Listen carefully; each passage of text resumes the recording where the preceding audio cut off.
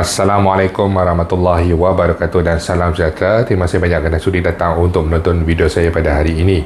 Dan bagi mereka yang baru pertama kali datang untuk menonton channel saya ataupun mereka yang masih lagi belum subscribe, saya mohon sahabat anda untuk subscribe ke channel saya. Dan bagi mereka yang dah subscribe, saya mohon anda untuk kongsikan video ini kepada rakan-rakan serta adik keluarga anda. Semoga apa yang saya nak kongsikan sedikit pada hari ini adalah satu perkongsian yang bermanfaat untuk kita semua, insya-Allah. Okey. Jadi pada 9 Januari yang baru ini, yang lepas, adalah satu perkongsian daripada seorang pakar yang mana tidak boleh bergantung tabungan kadar BSP setiap kali bencana. Dash pakar. Okey.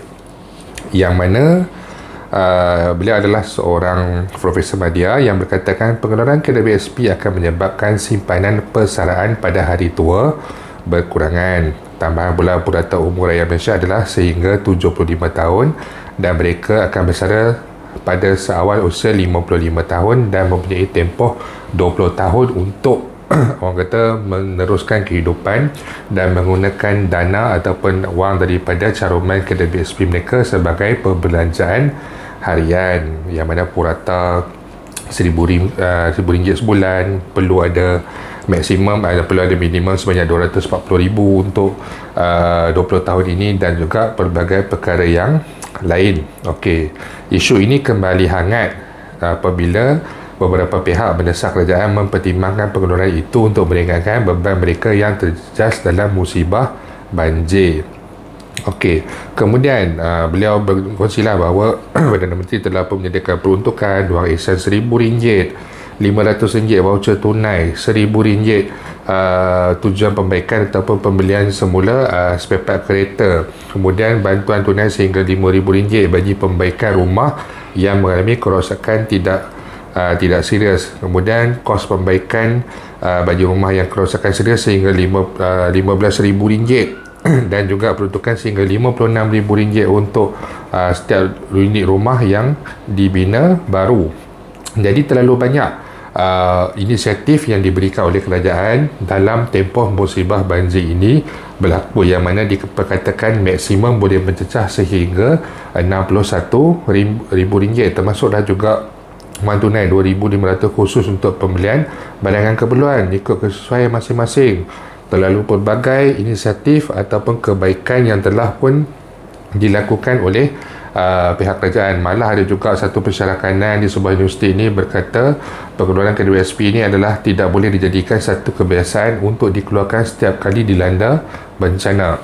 Ini adalah satu kenyataan yang bertanggungjawab, yang mana mereka menyatakan kebimbangan mereka terhadap dana apabila mencapai usia persaraan. Dan juga kita tidak menafikan, kita mengucapkan terima kasih kepada kerajaan Malaysia, keluarga Malaysia kita, yang mana menyediakan bantuan kepada mereka yang terlibat dengan musibah banjir daripada nilai RM1,000 hingga mencecah kepada RM61,000. Banyak yang saya lihat dalam media menyatakan bagi mereka yang masa banjir ini menyatakan kesyukuran mereka apabila memperolehi bantuan daripada pihak kerajaan. Okey, itu adalah sisi yang positif. Cumanya seperti apa yang telah diperkatakan sebelum ini, tuntutan untuk sambungan ataupun untuk minta lanjutan bagi program Air Citra ini bukannya datang daripada musibah banjir itu sahaja, cumanya hangat diperkatakan kembali. Ayat yang digunakan oleh media itu pun tepat, hangat diperkatakan kembali, sedangkan tuntutannya telah pun bermula apabila program Air Citra ini diumumkan pada penghujung bulan 6. Pada waktu itu, pencarum telah pun meminta pengeluaran secara one off dan kemudian dinaikkan daripada RM5,000 menjadi RM10,000 sebelum 5 bulan sebelum musibah banjir. 6 bulan sebelum musibah banjir berlaku, tuntutan untuk RM10,000 ini telah pun dilaungkan, telah pun disuarakan. Jadi adalah tidak tepat apabila terlalu ramai expertise ataupun terlalu ramai NGO ataupun badan-badan yang tentu menyatakan bahawa tuntutan ini tidak bersesuaian setiap kali berlaku bencana, kerana kita tidak minta pengeluaran ataupun lanjutan ini disebabkan oleh banjir, tetapi pengeluaran ini, lanjutan untuk program Air Citra ini telah pun diminta daripada awal apabila diumumkan untuk dilaksanakan. Yang pertama. Yang kedua, segala kebimbangan RM240,000 minimum untuk kegunaan selama 20 tahun, yang mana RM1,000 sebulan, hidup sehingga jangkaan hingga 75 tahun. Itu adalah segala data yang telah pun dikumpul dan diperolehi. Tepat tak tepat itu adalah satu perkara yang berbeza, itu adalah satu perkara yang lain. Tetapi data ini bagus untuk menjadi satu penunjuk arah ataupun untuk menjadi satu panduan kepada semua pihak. Namun, bagaimana pula dengan apabila diperkatakan tentang musibah banjir dan juga sebagainya, saya tidak nampak satu pun pendapat daripada mana-mana pakar yang menyatakan kebimbangan mereka jika air citra ini tidak diteruskan, tidak dilanjutkan, tidak dibenarkan penambahan sebanyak RM5,000 ataupun RM10,000. Tidak ada satu orang pakar pun yang menyuarakan bahawa mereka risau golongan yang berusia 40 tahun ke atas ini, contohnya 45 tahun ke atas, ataupun mereka yang telah lepas pada umur 50 tahun, 53 tahun, 54 tahun, bagaimana mereka ini ingin ataupun untuk meneruskan kehidupan harian mereka. Majoriti maklum balas yang saya perolehi daripada golongan yang di usia sedemikian gagal mendapatkan sebarang pekerjaan disebabkan pelbagai isu teknologi, perubahan dari segi itulah teknologi tadi tu, perubahan dari segi teknologi, maksudnya mereka dah sampai ke tahap usia yang sedemikian, kemahiran teknologi mereka berkurangan. Faktor usia, sebab bila usia meningkat, majikan juga tidak mahu mengambil sebarang risiko ataupun sebarang perkara-perkara yang tertentu untuk mengambil mereka ini bekerja. Faktor kesihatan, logiknya ataupun secara umumnya kita tahu apabila usia seseorang itu meningkat, kesihatan juga kita boleh katakan adalah merosot, dia adalah kontra sedemikianlah. Kita tidak mengatakan semua, tetapi ini juga antara data yang kita boleh ketengahkan. Jadi bagaimana yang pertama untuk golongan ini meneruskan kehidupan harian mereka? Tidak ada satu pakar pun apabila menolak ataupun bersetuju dengan cadangan kerajaan untuk tidak diteruskan pengeluaran air citra ini. Mereka ini tidak menyuarakan tentang apa yang akan berlaku kepada golongan-golongan yang berada pada pertengahan umur 40 tahun ataupun yang berada pada golongan umur 50 lebih. Ada yang mesej saya tahun 2023 dah nak pencen, umur 55, dah sampai umur 55, sekarang tak dapat kerja, tak ada siapa pun nak ambil. Jadi dia hanya ada dalam lebih kurang 2 tahun. 2 tahun tu mungkin kita lihat tak panjang, tapi untuk esok tu dia pun dah tak tahu apa yang dia perlu buat untuk meneruskan kehidupan mereka. Dia dah buat pelbagai perkara, tapi realiti je apabila kita kehilangan pendapatan dan kita bekerja semula dalam apa bentuk saja pekerjaan yang kita lakukan, adakah apa yang kita perolehi itu cukup untuk menampung segala komitmen? Bukan tidak bersyukur, tetapi adakah ia mencukupi untuk menanggung segala komitmen, walaupun ada diberikan pelbagai package yang lain, moratorium, urus dan sebagainya, tetapi ia tetap perlu diteruskan pembayaran, yang mana mereka ini mungkin apa yang mereka perolehi dari segi pendapatan ni hanya mencukupi untuk mereka menggunakan wang tersebut untuk perbelanjaan harian.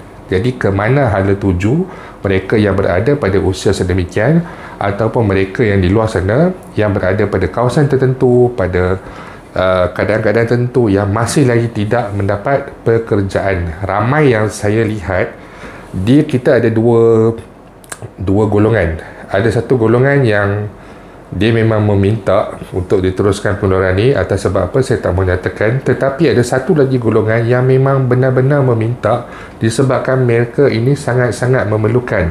Mereka dah cuba pergi kepada kaedah lain, mereka menjana pendapatan, bukannya tak kerja langsung, tetapi pendapatan yang mereka peroleh itu tidak mencukupi untuk menanggung keperluan ataupun komitmen-komitmen mereka yang lain. Ini adalah salah satu golongan ni yang saya lihat banyak. Dia komen dia, cara dia bercakap tu lain, cara dia menulis itu dia lain. Dia tulis, dia berhemah dan dia meluahkan apa yang berlaku. Dia tidak meminta kepada saya, dia tidak meminta pada orang lain, tolonglah sedekah ke, tolonglah bagi duit sekitar.